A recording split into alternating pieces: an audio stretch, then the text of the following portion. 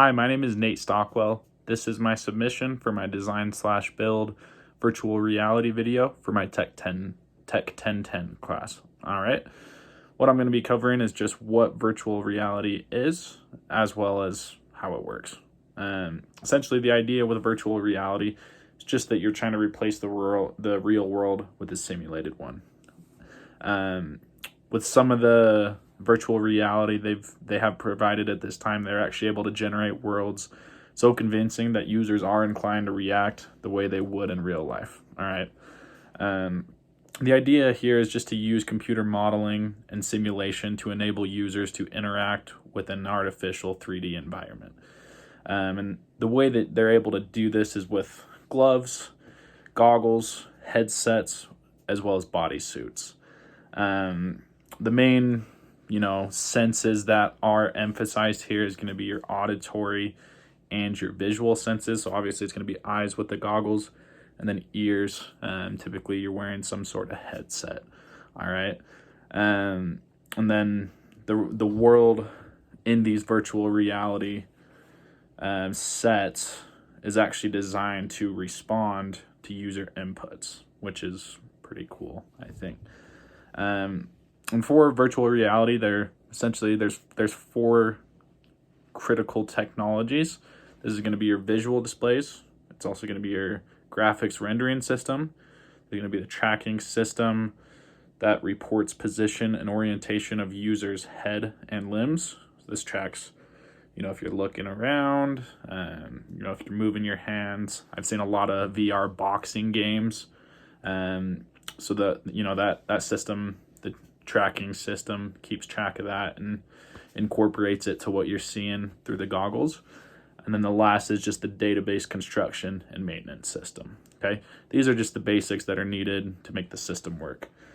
I did look up some additional information for this, and then essentially what I found is just that you're able to experience real world situations in VR. Essentially the idea here, it's not quite there yet, but maybe at some point in time, when we have a big event happen and journalists show up to, observe the scene, that we might actually be able to, put on a VR headset and be at a location where something's happening and observe what's going on. Okay. I'm going to go through a list of just kind of future applications. I thought this was actually pretty cool. One was a automotive manufacturing and design application. So, manufacturers of cars would actually be able to see what the car would look like and look inside of it without even needing to, have any physical parts or have the car assembled. So they'd be able to, create ideas, brainstorm that way.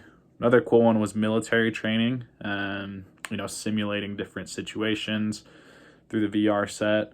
I thought that one was pretty cool as well. Space exploration was one.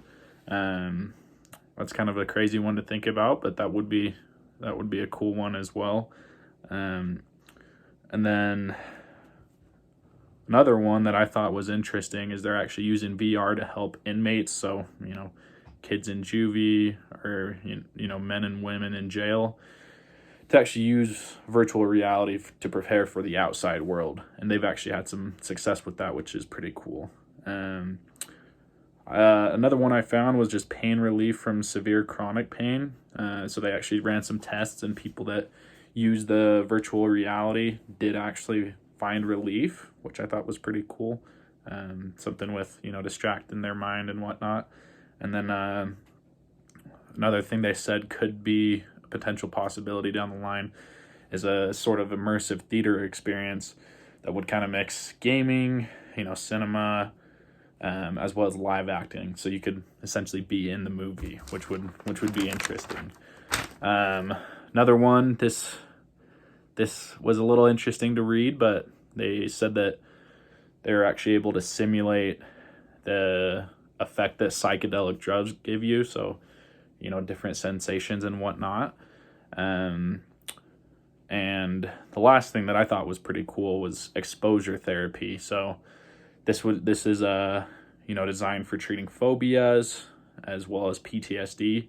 Personally, I have a big phobia for spiders, and I've actually had multiple friends tell me that, hey, you got to try that virtual reality, exposure therapy for spiders, because it really does work. But might try that at some point, not sure. But pretty cool that, that can help you with things like that to reduce your anxiety. And with PTSD, exposure therapy, essentially what they do is they expose you to the situation that you have, the post-traumatic stress syndrome from, in slow increments building up. So you actually have the ability to process what happened. But overall, really cool to learn some more about virtual reality. And thank you for watching.